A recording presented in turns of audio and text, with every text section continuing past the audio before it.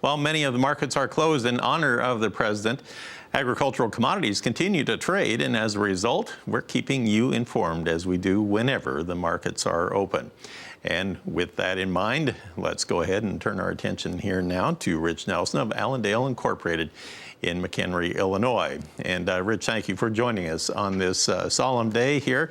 A lot of attention given to the fact that this is very unusual in the markets where we have some markets. I understand the equity markets and the financial markets are closed. The agricultural markets continue on, and that has been a point of discussion here today quite a bit.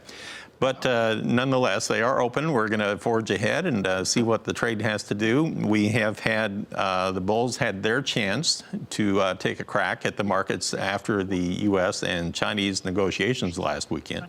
Then the bears had a whack at it yesterday. Now it seems like we're about back to where we were before last weekend. What do you expect to happen here in the trade on the ag commodities today?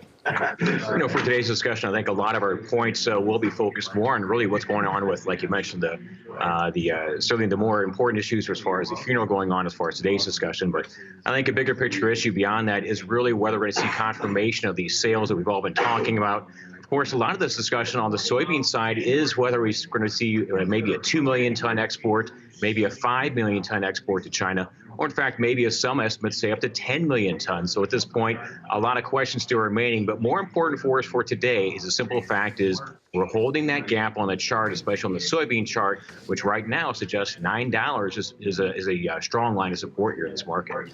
Okay, you threw out some numbers there. What kind of a time frame are you looking at, though? And that's a big question. For ourselves, we're taking a bit more conservative viewpoint as far as how many extra sales we could be seeing. In our point of view, you're probably looking at more reasonable, a 2 million ton starting point as far as this, and probably in that maybe later December time frame into January. Keep in mind, if we are going to have some sales, we have a short period of time where we qualify to fit in with these Chinese purchases here for the next few months. Okay, let me ask you this. With the equities markets shut down today, the interest rate markets are shut down. I believe the financial markets are all closed. Government offices are closed. What happens to the ethanol production report? Is that issued through the energy agency? Is that going to be shut down? Will we get that a day late as well? At this point in time, I'm actually not quite sure. The Energy Information Administration often does some different dates as far as federal government holidays. So this one is actually something I haven't found out here just yet. Keep in mind, we do know, of course, that the Thursday export sales report is going to be delayed until Friday. In addition to that, the Friday Commodity Futures Trading Commission report on the fund positions the way I'll follow, those, of course, will be pushed back to Monday. So that could be something to watch here for today as well. Now, overnight, we've had kind of an up and down market in the soybean trade. Generally, it has been kind of a weaker tone here, but it seems to have firmed up here in the last hour or two. What are the opening calls on the grains here this morning? As it stands right now, about 1 to 3 cents higher we've seen as far as the soybean end. Corn probably 1 to 2 cents higher as well. And the wheat maybe more of a mixed tone. I think there's some concern about the wheat side as we have some concerns maybe about some late payments we're hearing now as far as the Egyptians issue as far as their recent buying pattern. But certainly for right now, maybe more of a slightly higher tone on corn, soybeans, mixed on wheat here.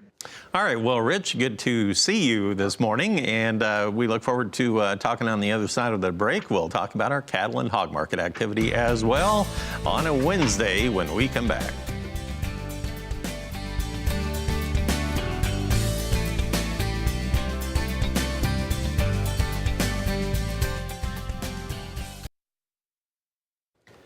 Let's go back to our discussion with Rich Nelson of Allendale Incorporated in McHenry, Illinois, live and direct. All right, let's take a look at the livestock trade now today.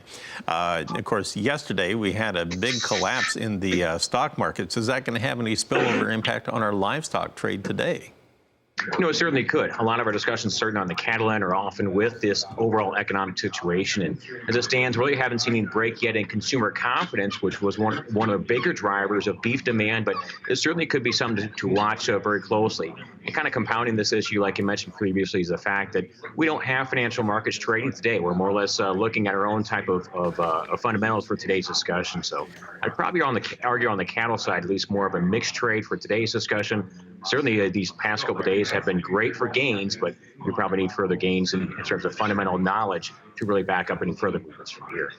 I'm looking at the newswire from USDA from yesterday afternoon, and when it comes to the livestock summary, they recap their cash sales activity out there in the plains by stating that we had only sold a few hundred head in Iowa. Looks like the price was stated at $183 per hundredweight all across the board there. That's the only sales that I actually see, just very, very light trade there. When do you think the trade is actually going to pick up this week? For the most part, we're looking at mainly a steady market here as far as this week's discussion. The longer-term picture as we go into January, February certainly should be supportive as we're at the year's lows in offered supply. But certainly for this week's discussion, we'd say mainly steady, holding on the gains we made in the past couple of weeks. Okay, I want to look at the wholesale trade yesterday on the beef and the pork and get your thoughts on what that may mean for impact here on the markets today. On the beef cutouts yesterday, we had the choice cuts going up 78 cents. Now, they were priced at $13.86 per hundredweight. Meanwhile, the selects went the other direction. They were down $1.67 yesterday afternoon, priced at $197.51. So they are solidly under $200 now. And if you look at the pork cutout values yesterday afternoon, USDA says they were priced 23 cents higher at $70.88. We had the loin market up $1.66. They were priced at $64.80. Most of the primal cuts beyond that were lower, but then you had the belly market coming in at a price of $120.98, and that by itself was $2.81 higher. So definitely, for the most part, we seem to have a bit of a firmer tone. That's actually a great point, especially with this wholesale pork issue. One thing which is kind of changing as far as the narrative on the pork side is the fact we've got some Saturday slaughter revisions now down to about 185,000 head. We were talking about numbers over 200,000. So in other words, we are finally seeing a little tightening in supply being offered, and this is certainly supporting the wholesale pork end. One thing we haven't seen yet is a change on the cash hog end, which hopefully will be shown in the next few days here. Well, of course, last Thursday we had some outstanding pork export sales numbers. Do you think they'll follow through on that this week? And we sure hope so. And it was definitely a big surprise for us as well as the rest of the trade.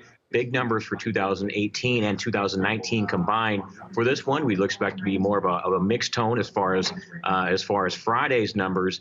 As a whole, though, keep in mind we still have this wild card of whether China will be buying a lot more potentially in the next few weeks. Right. Okay. Well, thank you, Rich, for talking with us. Rich Nelson of Allendale Incorporated in McHenry, Illinois.